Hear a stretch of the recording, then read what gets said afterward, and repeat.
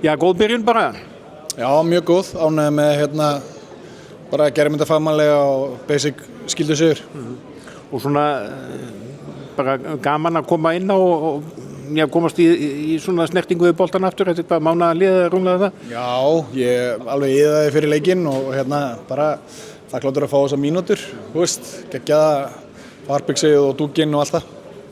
Svona mikilvægt að fá þetta tíma?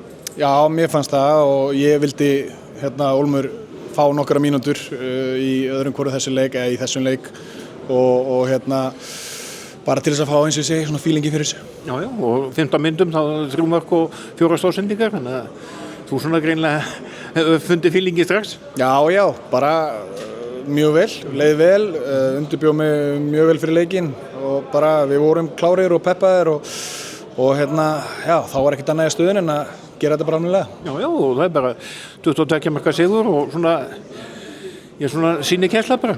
Já, bara fagmannlega gert í 60 mínútur og bara svona eins og góðum liðum sæmir. Við hefum það til stundum að detta of langt niður en mér fannst við bara að halda dampi svolítið í 60 mínútur í dag.